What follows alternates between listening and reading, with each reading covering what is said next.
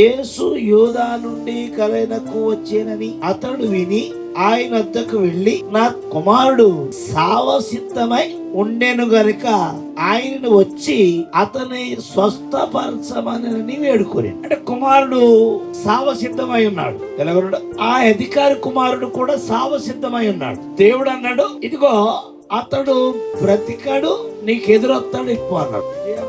కుమారుడు బ్రతికేశాడు.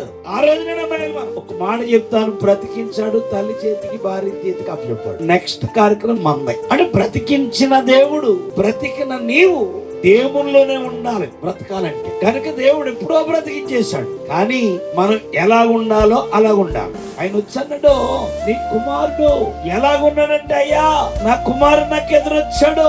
ఎప్పుడు వాడు జ్వరం విడిచిపెట్టేసింది అంటే 1 గంటకే ఉంది. బైబిల్లో ఉందా? ఆ జ్వరం ఆ కుమారుని ఏం చేస్తుంది? సావుకు సిద్ధం పరిచేసింది. కానీ నాయకుడు వచ్చి దేవుడిని వేడుకున్నాడంట.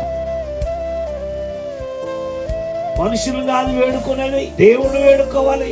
ఆడు ఎప్పుడు బ్రతికాడో, అయ్యా నువ్వు చెప్పిన గంటకే, ఏంటి ఆ గంట నిన్న 1 గంటకి జ్వరం ఆడిని విడిచిపెట్టి వెళ్ళిపోయింది. ప్రభువా బ్రతికించినందుకు నీ స్తోత్రం ఆయనని ఒక చిన్న పలుకు పలికితే లేడు గొంతులేసినట్లుగా. బైబిల్ అద్భుతమైన మాట ఏంటంటే, కోనేరు దగ్గర పడిపోయినండి ఆ మాట నన్ను ఇంకా ఆకర్షించబడుతూ ఉంటది. ఏంటో మాట అంటే, వాడు పడుండుట స్థితిని చూశాడంట. మన స్థితిగతులు చూసే దేవుడు ఆయన. పడుండుట స్థితిని దేవుడు చూశాడు. మనుషులు చూడకపోవచ్చు, కావలసిన వారు చూడకపోవచ్చు, అన్నదమ్ములు చూడకపోవచ్చు, కుటుంబ సభ్యులు చూడకపోవచ్చు, కానీ మనం పడిపోయిన స్థితి దేవుడు చూస్తాడు. స్వస్థపడగోరుచున్నావా అని అడిగాడు.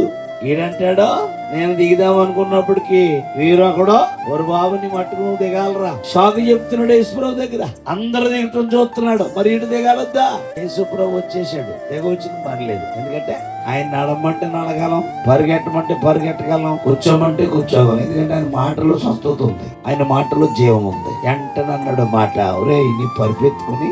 అంతకుముందు ఆ పరుపు మీద ఉన్నాడు, లేగలేని స్థితి. ఇందుకు ఏసై వచ్చిన తర్వాత అంటున్నాడు, ఒరే నువ్వు పరిపెత్తుకుని. అబ్బా, అంటే యేసులు ఎంత మాట.